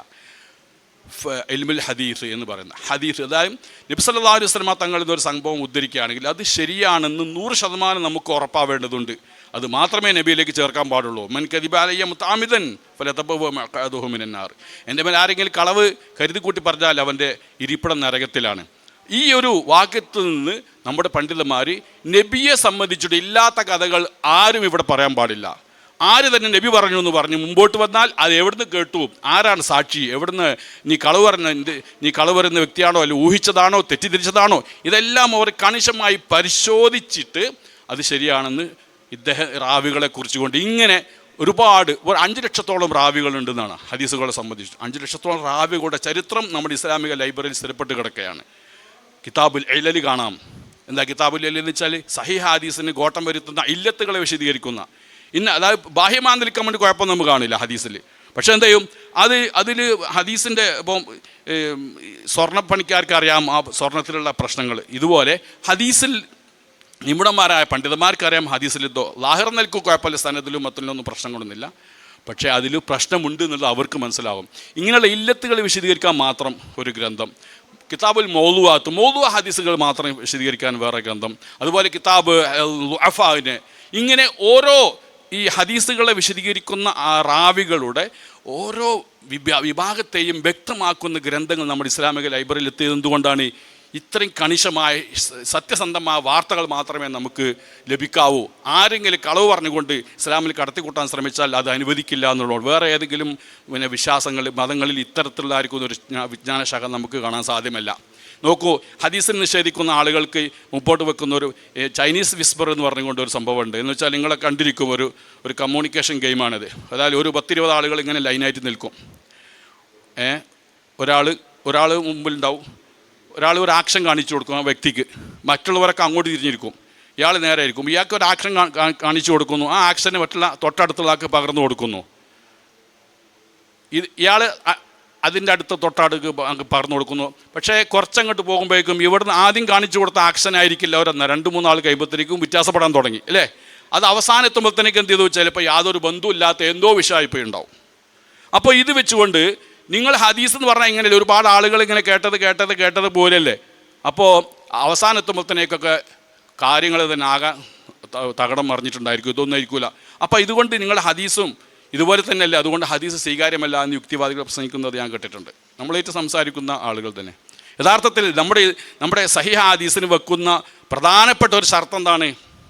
സഹീഹായിരിക്കുന്ന ഹദീസ് അത് മാ റവാഹു അൽ അദ്ലു അസ്സിഖത്തു അല്ലബിത്ത്. ലബിത്തുള്ള ആൾ പറയുന്നതാവട്ടെ ആക്ഷൻ ആവട്ടെ, എന്തായാലും ആ പറയുന്നത് അതേ രൂപത്തിൽ തന്നെ പറഞ്ഞു കൊടുക്കാൻ കഴിയുന്നവർക്ക് മാത്രമേ എന്താവുന്നു സഹിഹ. അവർ ഉദ്ധരിക്കുന്ന ഹദീസുകൾ എന്തുള്ളൂ, ഇയാൾ നീതിമാനാവണം, യോഗ്യനാവണം, പിന്നെ പറയുന്നത് അക്ഷരാർത്ഥത്തിൽ ലഫ്ള് കൊണ്ട് തന്നെ റിവായത്ത് ചെയ്യണം, മാന കൊണ്ട് ഇബാദത്ത് ശരിയാവില്ല എന്നുള്ള ഖിലാഫ് ഉണ്ട്. എന്നായിരുന്നു അതേ രൂപത്തിൽ ആക്ഷൻ ആണെങ്കിൽ അതേ രൂപത്തിൽ തന്നെ തൊട്ടടുത്തായിരിക്കണം. അപ്പോൾ ഇങ്ങനെ ഒരു 10-20 ആളുകൾക്ക് ഈ രൂപത്തിൽ ഇവർ പറയുന്ന രൂപത്തിലൊരു ഹദീസ് വിട്ടുകൊടുത്താൽ ഇത് നമ്മൾ ഈ ഒരു ഹദീസാണ് ഇതിവിടെ ഇങ്ങനെ പോകുന്നതെങ്കിൽ നമ്മൾ പറയാം ആ ഹദീസ് സ്വീകാര്യമല്ല. എന്തുകൊണ്ട് ലഭത്തില്ല, 2-3 ആൾ കൈമുത്തനേക്ക് എന്ത് ചെയ്ത് അത് തകടം പറഞ്ഞ് വേറെ ഏതോ രൂപത്തിലായി തീർന്ന്. അപ്പോൾ ഇതൊക്കെ വെച്ചുകൊണ്ട് ഇസ്ലാമിൻ്റെ ഹദീസിനെ നിരാകരിക്കാൻ വേണ്ടി ശ്രമിക്കുന്ന യുക്തിവാദികൾക്ക് എന്താണ് ഹദീസ് എന്നാണോ ഹദീസ് സഹിഹാണെന്നോ നമുക്ക് മനസ്സിലായിട്ടില്ല. അപ്പോൾ ഇൻകുന്തൻ ആക്കലൻ ഫസിഹ വൈൻകുന്ത മുദ്ദായൻ ഫദ്ദലീൽ. ഒരു കാര്യം വാദിക്കുകയാണെങ്കിൽ ദലീൽ വേണം. അക്കലിയായിരിക്കുന്ന വിഷയമാണ് വാദിക്കുന്നതെങ്കിൽ അത് അക്കലിയാ ദലീൽ കൊണ്ട് തന്നെ വരണം. അവിടെ ഉസ്താദ് പറഞ്ഞെന്ന് അല്ലെങ്കിൽ കിതാബിലുണ്ടെന്ന് പറഞ്ഞാൽ പോരാ, അക്കലിയാ ദലീലാണ്. ഖുർആനിൽ ഹദീസിൽ വന്നാൽ പിന്നെ അത് നമുക്ക് അവിടെ ചോദ്യമല്ല. അതല്ലാത്ത ഒരു അക്കലിയായ ബുദ്ധിപരമായിരിക്കുന്ന ഒരു വാദമാണെങ്കിൽ അതിന് ബുദ്ധിമതപരമായിരിക്കുന്ന ഒരു തെളിവ് തന്നെ അവിടെ സമർത്ഥിക്കേണ്ടതുണ്ട്. അതല്ല ഇനി നിരീക്ഷണങ്ങൾക്ക് വിധേയമാകുന്ന കാര്യമാണ് വാദിക്കുന്നതെങ്കിൽ അത് നിരീക്ഷണങ്ങളുടെ തെളിവുകൾ തന്നെ വേണ്ടതുണ്ട്. അതല്ലാതെ അവിടെ ബുദ്ധിപരമായിട്ട് മുമ്പ് ഗ്രീക്ക് ഫിലോസഫർമാർ ചെയ്തതുപോലെ എല്ലാ കാര്യങ്ങളും അറിയേണ്ടത് പോലും അവർ ബുദ്ധിപരമായി തീരുമാനിച്ചു എന്നുള്ളതാണ് അവർക്ക് പറ്റിയ എപ്പിസ്റ്റമോളജിക്കൽ പിഴവ്. അതുപോലെ നമ്മളത് അംഗീകരിക്കുന്നില്ല. ഓരോന്നും അതിൻ്റെതായ രീതിയിൽ തജ്രിബത്തിലൂടെ നമ്മുടെ ഒബ്സർവേഷനിലൂടെയും എക്സ്പെരിമെൻറ്റിലൂടെയും തെളിയിക്കേണ്ടത് ആ രീതിയിൽ തെളിയിക്കുക. പിന്നെ ദിഷ്ണാപരമായി തെളിയിക്കേണ്ടത് ആ രീതി തെളിയിക്കുക. സനദ് മുഖേന ആവേണ്ടത് ആ രീതി തെളിയിക്കുക. സനദിൻ്റെ കാര്യം പറയുമ്പോൾ ഇപ്പോൾ വലിയ പിന്നെ ഓറിയൽ ലിസ്റ്റുകളൊക്കെ തന്നെ എത്രയാണ് ഇസ്ലാമിലെ പണ്ഡിതന്മാരെ പുകഴ്ത്തിക്കൊണ്ടിരിക്കുന്നത്. വേറെ ഒരു സമൂഹത്തിന് അവകാശപ്പെടാൻ പറ്റാത്ത രീതിയിലുള്ള ഒരു മഹത്തായ വിജ്ഞാന ശാഖ തന്നെ അവർ ഉയർത്തിയെടുത്തിരിക്കുന്നു എന്ന് അവർ പ്രശംസിക്കുകയാണ്. യേശുവിൻ്റെ നോക്ക് നിങ്ങൾ എടമറുക് ഇവിടെ ഗ്രന്ഥമെഴുതി യേശുവും ശ്രീകൃഷ്ണനും ജീവിച്ചിരുന്നില്ല എന്ന് പറഞ്ഞുകൊണ്ട്. പക്ഷേ അവിടെ ആരെ കൊണ്ടുവന്നിട്ടില്ല? നബി സല്ലല്ലാഹു അലൈഹി വസല്ലം തങ്ങളെ കൊണ്ടുവന്നിട്ടില്ല. എന്തുകൊണ്ട്? റസൂൽ ജീവിച്ചിരുന്നുള്ള പച്ച ചരിത്രത്തിൻ്റെ വെളിച്ചത്തിലുള്ള സംഭവമാണ്. എന്തുകൊണ്ട്? ഇവിടെ സനദ് മുഖേന എല്ലാം ഇവിടെ സ്ഥിരപ്പെട്ടിരിക്കുകയാണ്. തവാത്തുറിന് പുറമെ സനദിൻ്റെ കൂടെ തന്നെ റസൂലുള്ളാഹിൻ്റെ ജീവിതം മുഴുവനും ഇവിടെ ചരിത്രത്തിൻ്റെ വെളിച്ചത്തിൽ ഇവിടെ രേഖപ്പെട്ടു. അത് നിഷേധിക്കാൻ ആരും കഴിയില്ല. ഇപ്പോൾ എന്ത് ചെയ്യുന്നുണ്ട്? റസൂലുള്ളാഹിൻ്റെ സീറ അംഗീകരിച്ചാൽ റസൂലുള്ളാഹിൻ്റെ നുബൂവത്ത് അംഗീകരിക്കേണ്ടി വരും. അതുകൊണ്ട് എന്ത് ചെയ്യുന്നു? റസൂൽ എന്ന് പറയുന്ന വ്യക്തി തന്നെ ജീവിച്ചിരുന്നില്ല. ഇപ്പോൾ ചില കുറച്ച് ക്രിസ്ത്യൻ മിഷനറിമാരൊക്കെ സ്ഥാപിക്കാൻ വേണ്ടി ശ്രമിക്കുന്നത്. റസൂല് ജീവിച്ചിട്ട് റസൂലിൻ്റെ സീറ ഇവിടെ യഥാർത്ഥത്തിൽ ഇവിടെ അത് അംഗീകരിക്കുകയാണെങ്കിൽ റസൂല് നബി തന്നെ അംഗീകരിക്കേണ്ടി വരും. പക്ഷേ യേശുവിൻ്റെത് അങ്ങനെയല്ല. യേശുവിൻ്റെ ചരിത്രങ്ങളൊക്കെ എടുത്ത് ബൈബിളൊക്കെ എടുത്ത് പരിശോധിക്കുകയാണെങ്കിൽ യേശു ജീവിച്ചിരുന്നത് മാത്രമേ ഏറി വന്നാൽ എന്ത് ചെയ്യാൻ പറ്റുള്ളൂ? അവിടെ സ്ഥാപിക്കാൻ പറ്റുള്ളൂ. യേശു പ്രവാചകനാണെന്നോ അദ്ദേഹം ശരീഅത്ത് നിയമങ്ങളൊക്കെ സ്ഥാപിക്കണമെങ്കിൽ വേറെ കുറേ പണിയെടുക്കേണ്ടതുണ്ട്. അപ്പോൾ ഇതുകൊണ്ട് തന്നെ ഇസ്ലാമിൻ്റെ സീറ നിഷേധിക്കാൻ വേണ്ടി അങ്ങനെ ഒരു പ്രവാചകൻ ജീവിച്ചിരുന്നില്ല. മുഹമ്മദ് എന്ന് പറയുന്ന അതൊരു ക്രിസ്തീയ പാതിരിയുടെ പേരായിരുന്നു എന്ന് പറയുന്നവരുണ്ട്. അതല്ല പഴയ ക്രിസ്തുമതത്തിൻ്റെ പിന്തുടർച്ചയാണെന്ന് പറഞ്ഞാൽ അങ്ങനെ പല നിലക്കും ഇതിനെ അട്ടിമറിക്കാൻ വേണ്ടി ശ്രമിക്കുന്നത് എന്തുകൊണ്ടാണ്? ഇതിൻ്റെ കരുത്തുകൊണ്ടാണ് നമ്മൾ മനസ്സിലാക്കേണ്ടത്. അപ്പോൾ ഇസ്ലാമിൻ്റെ ഒരു ജ്ഞാനശാസ്ത്രത്തിൻ്റെ ഒരു പ്രത്യേകത എന്ന് പറഞ്ഞാൽ അത് എവിടെയും ഫിലോസഫിയും അംഗീകരിക്കും, ശാസ്ത്രവും അംഗീകരിക്കും, ചരിത്രവും അതിൻ്റെതായ സ്ഥാനത്തെല്ലാം നമ്മൾ അംഗീകരിച്ചുകൊണ്ട് തന്നെയാണ് മുന്നോട്ട് പോകുന്നത്. മറ്റൊരു പ്രത്യേകതയാണ് അതിൻ്റെ സ്രോതസ്സുകൾ തമ്മിൽ പരസ്പരം വൈരുദ്ധ്യമുണ്ടാവുകയില്ല. വൈരുദ്ധ്യമുണ്ടെന്ന് തോന്നുന്നത് ഒരിക്കലും നമുക്കതിന് ചില മാനദണ്ഡങ്ങളുണ്ട്. അക്കലും നക്കലും കൂടിയുള്ള ചർച്ചകൾ ഒരുപാട് നമ്മുടെ കിതാബുകൾ കാണാം.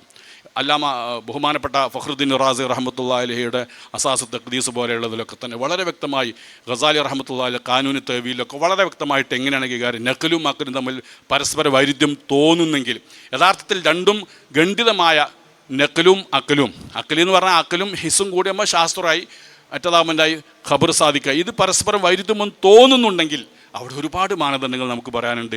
ഖത്ഈ ദലാലത്തായിരിക്കുന്ന അക്കലും ഖത്ഈ ദലാലത്തായിരിക്കുന്ന നക്കലും തമ്മിൽ ഒരിക്കലും എന്താവില്ല, പരസ്പരം വൈരുദ്ധ്യമാവുകയില്ല. അത് ഒരു ഊഹം മാത്രമാണ്. അങ്ങനെ തോന്നുന്നുണ്ടെങ്കിൽ ഒന്നിരിക്കലും ഒന്ന് ലന്നിയായിരിക്കും, ഒന്ന് ഖത്ഈ ആയിരിക്കും, അല്ലെ രണ്ടും ലന്നിയായിരിക്കും. അപ്പോൾ അതിലേക്കൊന്നും ഇപ്പോൾ കടക്കാൻ സമയമില്ലാത്തത് കൊണ്ട് നമുക്ക് വളരെ വ്യക്തമായ സുതാര്യമായ എവിടെയും പറയാൻ പറ്റുന്ന അഭിമാനപൂർവമായ ഒരു എപ്പിസ്റ്റമോളജിയാണ്, ഒരു ജ്ഞാനശാസ്ത്രമാണ് ഇസ്ലാം മുന്നോട്ട് വെക്കുന്നത്. അത് പഠിക്കുകയാണ് നമ്മൾ വേണ്ടത്. പല കുട്ടികളും പല പരീക്ഷയ്ക്കും വന്ന് ചോദ്യം ചോദിക്കുമ്പോൾ അവർക്ക് അസ്ബാബുലിൽ എന്താണെന്നുള്ള അവർക്ക് എന്താണെന്ന് ചോദിച്ചാൽ അല്ലെ ഷറഹുൽ ഖാഇദിൻ്റെ തുടക്കത്തിൽ ഇതൊന്ന് വായിക്കാൻ പറഞ്ഞാൽ അവർക്ക് യാതൊരു പിടുത്തമില്ല. എന്താണ് ഈ പറയുന്നതെന്ന് പോലും അവർക്ക് മനസ്സിലാക്കാൻ സാധിക്കില്ല. അതൊക്കെ മാറി ശരിക്കും നിങ്ങൾ ഇത്തരം വിഷയങ്ങൾക്ക് ശ്രദ്ധിക്കണം. ഇനിയുള്ള കാലത്ത് നിങ്ങളുടെ ഈമാൻ രക്ഷപ്പെടണമെങ്കിൽ, നിങ്ങൾക്ക് ദഅവത്ത് പ്രചരിപ്പിക്കണമെങ്കിൽ ഇത്തരം കാര്യങ്ങൾക്ക് ഊന്നൽ നൽകി ശാസ്ത്രീയമായ നിലയ്ക്ക് അതാത് കാലഘട്ടത്തിലെ ടൂൾ ഉപയോഗപ്പെടുത്തി ഇസ്ലാമിൻ്റെ ദഅവ നാം നടത്തേണ്ടത് അല്ലാഹു തൗഫീഖ് ചെയ്യട്ടെ. അസ്സലാമു അലൈക്കും. നമ്മൾ അള്ളാഹുവിൻ്റെ വുജൂദിയത്തിനെ ബിഗ് ബാങ് തിയറി ഉണ്ടായത് ആറ്റത്തിൽ നിന്നാണ് പറയപ്പെടാറുണ്ട്. അപ്പോൾ ഈ ആറ്റം ആരുണ്ടാക്കിയെന്ന ചോദ്യത്തിന് അള്ളാഹു ആണെന്ന് നമുക്ക് സിമ്പിളായി അള്ളാഹുവിൻ്റെ ഉജൂദിയത്തിനെ കുറിച്ച് ചോദിക്കപ്പെടുമ്പോൾ ഉത്തരം പറയാം. ഇതിന് ഇസ്ലാമിക് എപ്പിസ്റ്റമോളജിക്കലി നമ്മളെങ്ങനെയാണ് കുറച്ചും കൂടി നന്നായി ഈ അള്ളാഹുവിൻ്റെ ഉജൂദിയത്തിനെ നിർവചിക്കുക, അല്ല അതിൻ്റെ സ്വത്വം എങ്ങനെയാണ് നമുക്ക് പറഞ്ഞു കൊടുക്കാൻ കഴിയുക? ഫാരിസ് പിയോടാണ്. ഇത് ഈ പണിയൊക്കെ എടുക്കണ അല്ലുണ്ടെന്ന് തെളിയിക്കാനാണല്ലോ.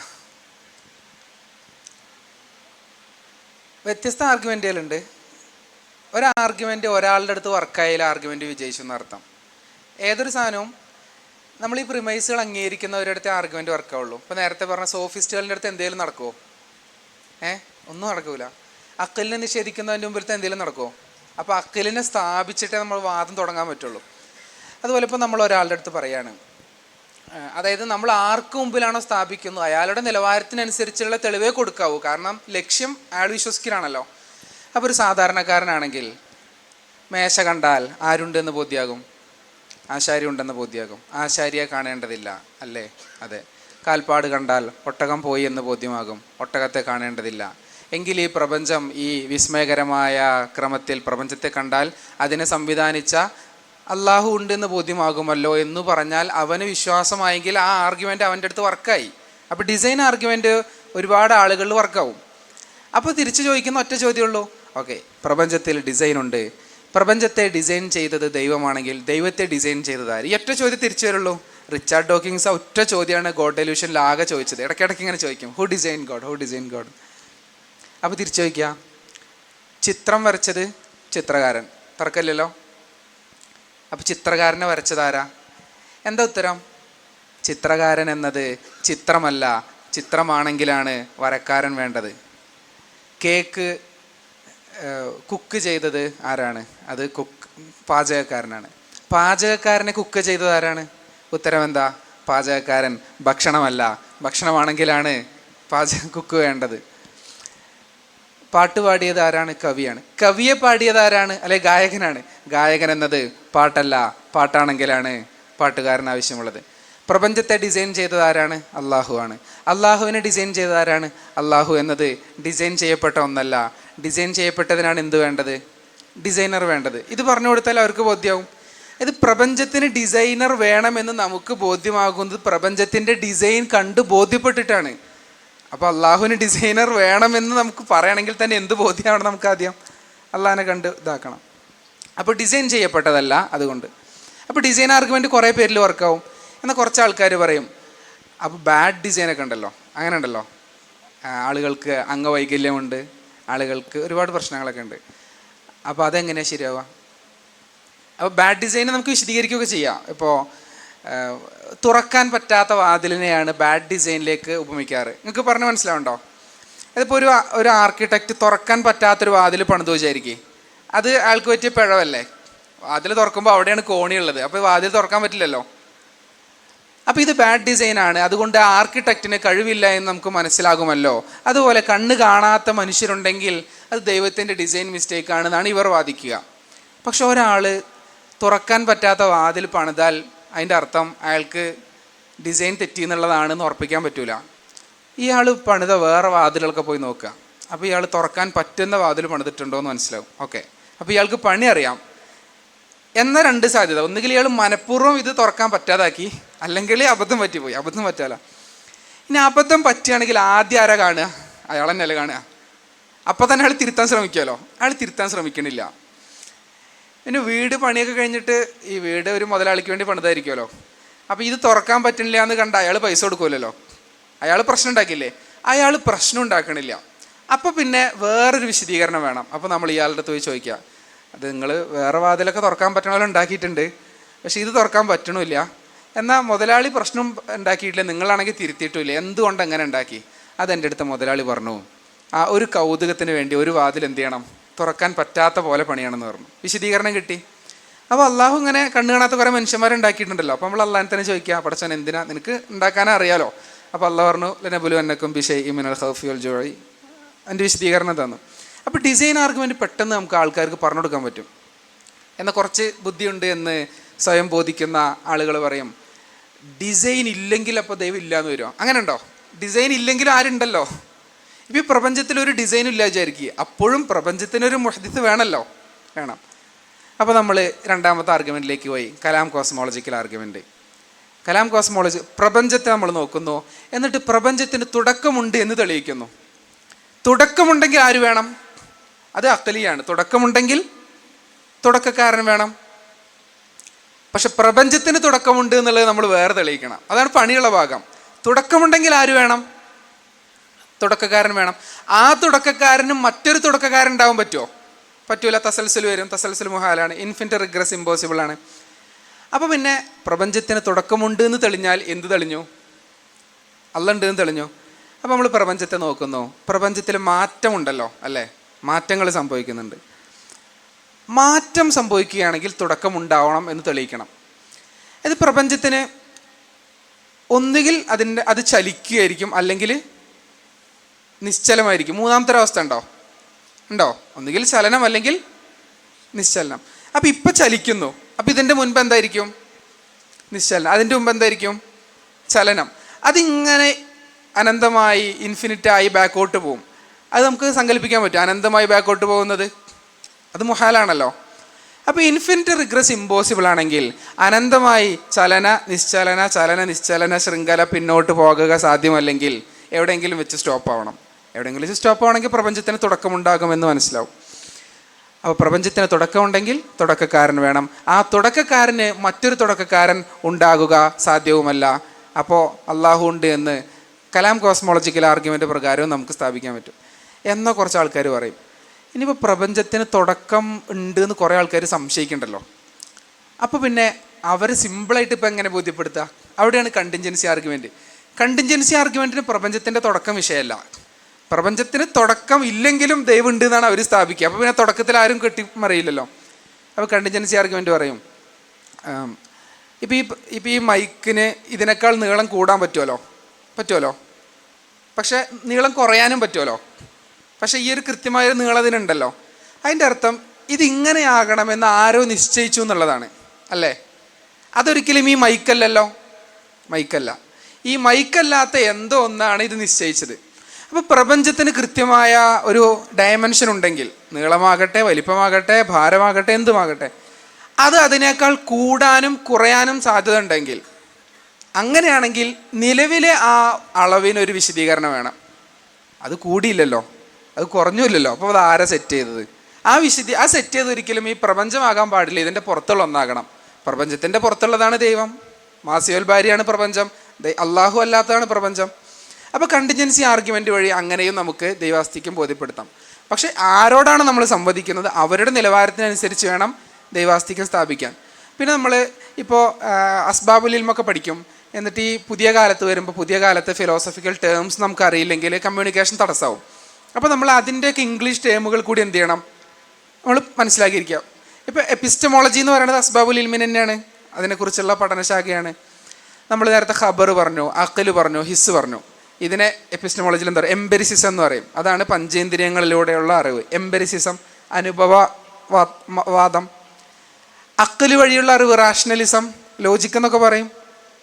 അതുപോലെ ഖബർ ടെസ്റ്റിമോണിയൽ എവിഡൻസ് ആണ്. അപ്പോൾ ഈ പദങ്ങൾ നമ്മൾ എന്ത് ചെയ്തിരിക്കുക?